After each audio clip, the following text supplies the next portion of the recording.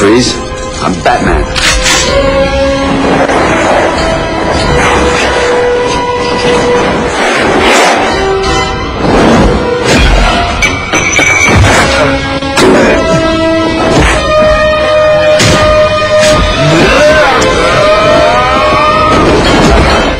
3 years ago, George Clooney was a struggling actor on the shabbier fringes of television, not even a household name in his own household. But just look at him today.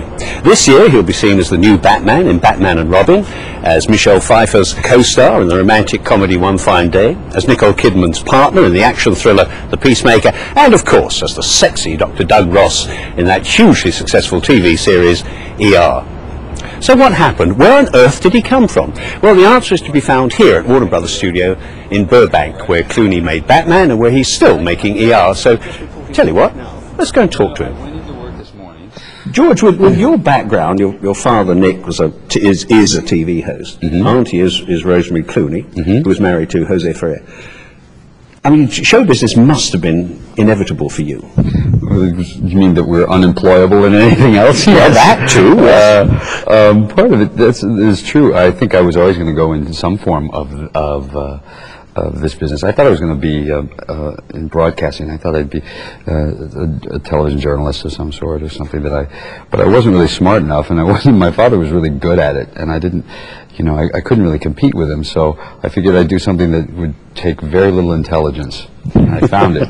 I'm quite proud. That's what they always say about actors. Yes, we're proud of that. But you started off, aged about 20 in your cousin's film, Miguel Ferrer. Yes, yes. And They're Off, which wasn't, because it never opened. We called it The Story of a Gelding. Yeah, and They're Off. It was a horse race movie that never came out. The investors went to jail for embezzling. That's a bad start. That's one of my better films too. I've had a pretty auspicious film career. Well, you had a fairly auspicious television career, didn't you? Because, yes. I mean, for a long time throughout the 80s, there was a succession of, if I may say so, rather bad television. Yes, I tried to do as much bad television as possible so that other people didn't have to. I thought that was my job. That was very, very unselfish of you. Thank you. I was always very giving. I actually, there are those minutes, you talk yourself into thinking that what you're doing might be good. Like when I did a series called Sunset Beat, where I played an undercover cop on a Harley during the day and a rock star at night. And there was a moment that I think I talked myself into thinking that might be good. That's the danger of being in my profession. That's why I tell you we're all idiots. You must have talked very hard to believe that. I drank a lot at the time. But is it true that you did 8 pilots for series that nobody wanted? I did 15 pilots altogether. I guess about 6 or 7 of them got picked up, and I did them as series. But that's not even a bad record, really. Usually about 1 out of every 8 or 9 pilots will get picked up. So I was actually doing a little better than, for a while, every show I did got picked up, and then I went through a disastrous period.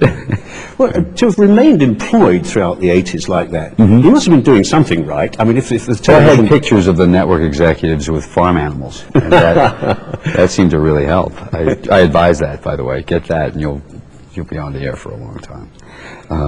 But ugly farm animals, because if they're good, they can't be good looking. Yeah, the pretty ones are gone. Exactly. Yes. All the studio executives have them. But then you were in a film called The Return of the Killer Tomato.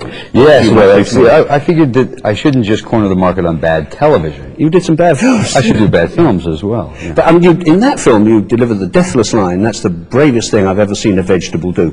Now, when you got to that line in the script, did you not pause and think, is this really serious work for a grown man? Well, I think I was drinking again at that period. I have to think, I was really proud of that line.